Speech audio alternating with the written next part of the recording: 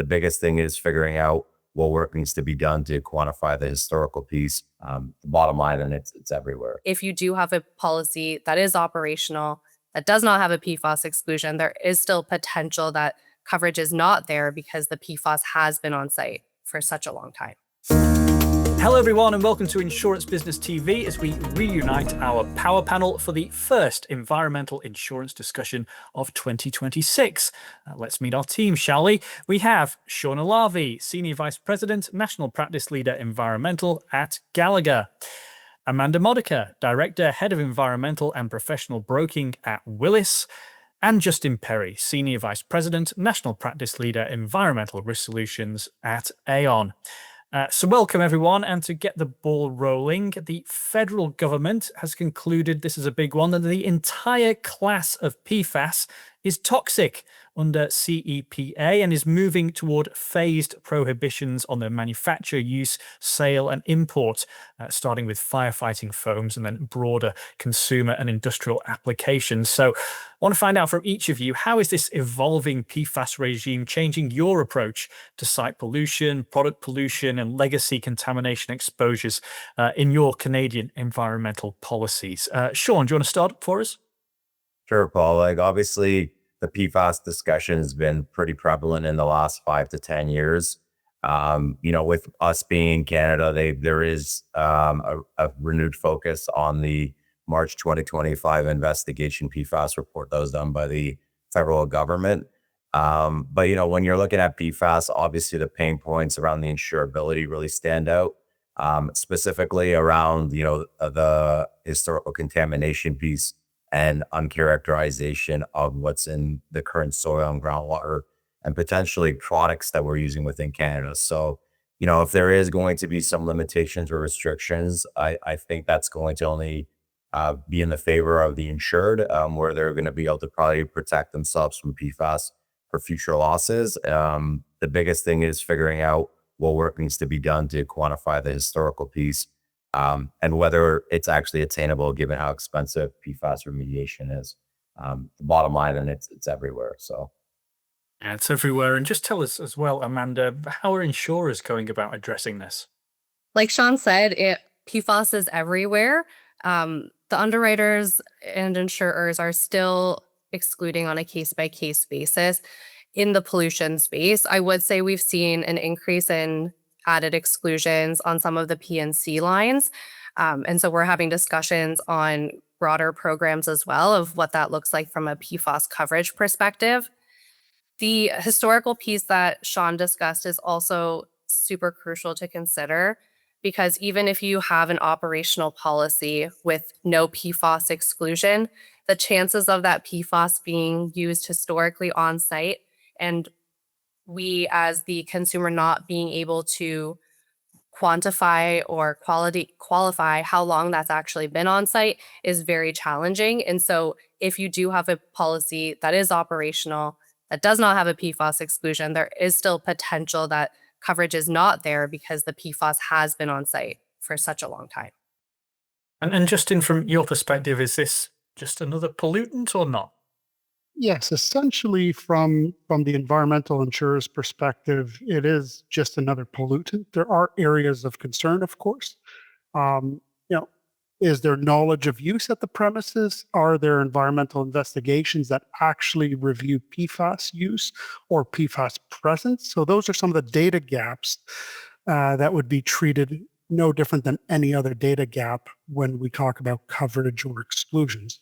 But with adequate data, we're seeing this treated like any other pollutant.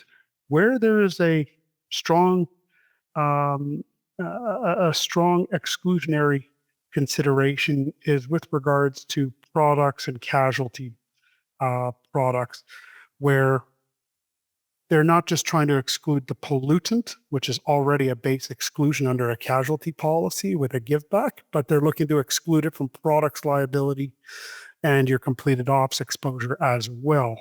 So that's where we're seeing affirmative PFAS exclusions in the casualty world. And then bringing it back to an environmental policy, whether data exists or the client's operations are consistent with the availability of coverage. So data is key. Do you know if it's present and how are you using it? Perhaps some good news from the broker standpoint out there is that some Canadian market commentary has been indicating that environmental insurance has kind of made a move recently from fringe to the mainstream, particularly, of course, with regulators tightening the oversight and cleanup costs escalating. So I'd love to know from your perspective, over the past few quarters, what changes have you seen in terms of demand, limits, minimum standards, perhaps for CPL and premises pollution among Canadian contractors and developers? And indeed, how are you helping new entrants to understand what isn't covered? What are you seeing out there, Amanda? What we're seeing specifically from a contracting client standpoint is that previously not necessarily high risk operations are now being asked to carry a CPL or a contractor's pollution policy for upcoming projects and tenders. What we have been doing with several of our clients in the last couple months is really educating around, should we be looking at a project specific placement for this particular project or tender, or should we be contemplating a broader practice annual contractors pollution policy to kind of encompass all of their operations? And then obviously the pros and cons between the two programs. And really, when we are looking at that practice versus project, we can relieve some of the administrative burden of placing one-off project policies as tenders come up. So the education piece around those options is really important. Okay, and Justin, just tell us about where you're seeing the conversations here. Have you seen a similar spike in interest? Oh, absolutely. We've seen multiple factor increase in interest driven by third-party requirements primarily, and then client curiosity. So the conversation, as Amanda alluded to, the conversation also involves what is this insurance going to do for me, not just how am I going to be compliant. So if you're focusing on a product, especially a contractor's environmental liability product or a premises product, you can extract more coverage out of it that is beneficial to yourself as well as the contracted party that's requiring. So we're getting just better risk transfers overall. So if clients want to know what's in it for them, I guess there's a little bit of an education piece here, Sean. For sure. And I think like Amanda and Justin already like spoke very highly on this stuff. It's like there's obviously the component around educating them around the requirement and what they need from a compliance standpoint or a contract standpoint. But then it's also like, what do you also need to properly protect your business, right? So, there's a lot of forms, a lot of products out there, and there's a lot of ways to kind of carve some risk transfer. But what I've noticed, at least from the clients that we've been servicing, is that businesses that typically have low exposure ratings are being asked to carry this kind of coverage. And that approach is from businesses just trying to transfer liability wherever they can, right? So whether that's coming from the municipality or the lender, it's becoming increasingly difficult for our clients to negotiate that out, which is obviously driving more opportunity into the marketplace and allowing us to kind of educate people that are more interested in hearing about it. Well, perhaps in line with this concept of increased demand, we did see back in August last year, one top insurer launch an environmental protection insurance coverage product, which combines general liability and environmental liability with what's described as full pollution and product pollution coverages. So alongside similar GL environmental forms in the market, I'd love to know, how is this convergence influencing how you structure Canadian environmental programs, deciding when to use integrated forms versus standard EIL? And indeed, how can brokers explain residual pollution gaps on traditional GL policies? Justin, any thoughts on this? Certainly. So these combined or integrated casualty and environmental products have been around for a long time. They go back 40, 45 years being the first ones that have come out. And they've evolved. I think where we're seeing a significant shift is the casualty markets are starting to restrict or limit specific contaminants such as PFAS across their policies, not relying on the pollution exclusion that's built into the casualty policy, and therefore having a total pollution exclusion for a specific chemical across the products and the completed operations. As a result, these integrated products remove that separation of that gap, if you want, that exists of environmental product liability, and they offer a solution where the casualty is not readily available.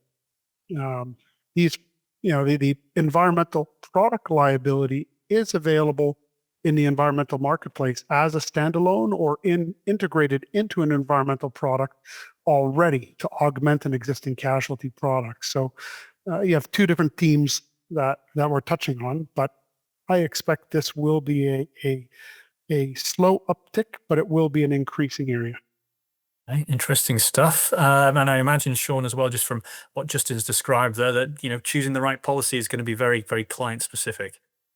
Yeah, Paul, it's very much an approach by client, right? So there's obviously multiple aspects to consider when you're looking at a combined solution versus standalone. Is part of it is like, what is the insurability piece, or how can the client benefit from a combined product? Because there are obviously certain segments, at least from like a product's liability side, that could really use that additional coverage for the product's environmental coverage. The other thing is the state of the market. Obviously, as the market fluctuates, if we're able to get some pretty favorable pricing at the same premiums that the clients are paying, why not look to kind of split out those limits, have a dedicated limit? And those dedicated products, usually those forms are broader. So, it requires less manuscripting from the carrier side and from us negotiating on the broking side. And I would say the last thing around these combined products is like the lead time and the urgency around the requests. Typically, these types of products require, multiple input from multiple underwriters or product heads. And that holistic solution could take a lot of time to kind of put together, from the information gathering to the negotiating and the underwriting approach. So, definitely has a place, as Justin mentioned. We are definitely seeing it uptake a little bit, but we'll see how it transpires over the next year or so. And it seems, Amanda, like the but here, if you want, is that there is the potential for some gaps in coverage. So how can they be avoided? Absolutely.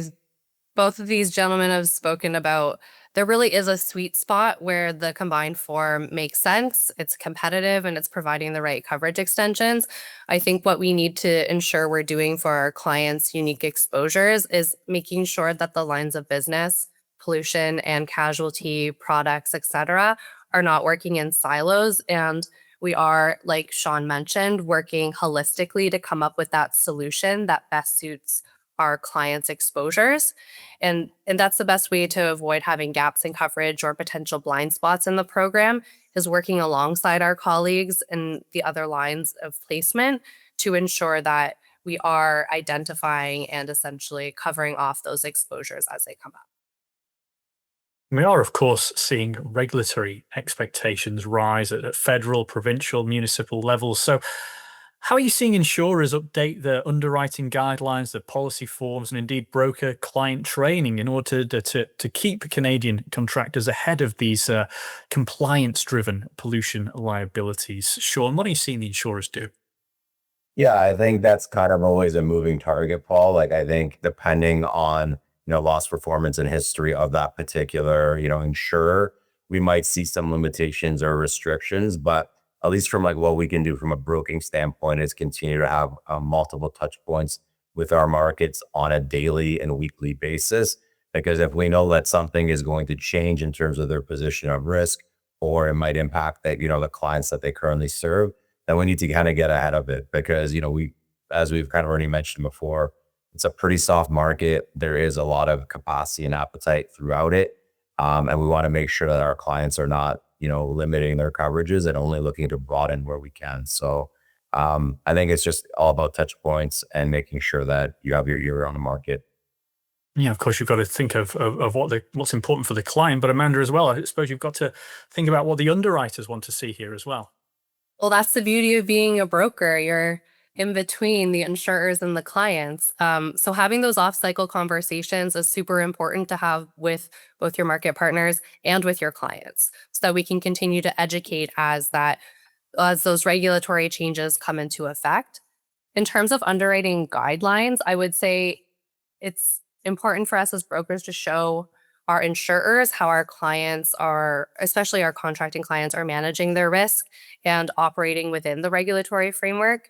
And whether that's sharing additional QA, QC, spill response prevention, stormwater or sediment control documentation, I think looking beyond just the initial scope of work and actually taking into consideration what environmental controls and processes our contracting clients have in place is really important to be showing our market partners. And Justin, as well, I mean, with these guidelines changing, is it actually a struggle now to make clients fit these insurer guidelines? I don't think it's necessarily a struggle due to the availability of capacity and the soft market at the moment. I think what happens is every insurer is trying to find an edge, why they can compete more aggressively on a specific risk or to insure a specific client. And so it's up to us to present the client in the best light and to show the insurers what that edge is that the client has or what controls they have in place. So getting more granular on the protections, the quality assurance, quality controls, as Amanda mentioned, the competencies of the client, the practices they've been doing for 20, 30, 50 years that we've never had to express before. These things make very small competitive changes in today's landscape where that wouldn't have had a significant impact years ago. I think that's one aspect. The other aspect is that every insurer is trying to figure out where it can be the most successful with the underwriters and the underwriting comprehensiveness that they have. So even where the insurers choose to deploy their capacity, how much capacity they're deploying, is becoming much more siloed or fractured. So before, a contractor's environmental liability for 80 different operations would have been one price or one strategy in terms of limit insurability. And now that can be broken down into 10, 20, 30 different approaches. So it's trying to fit those boxes or trying to understand where the client best fits and insurer's appetite.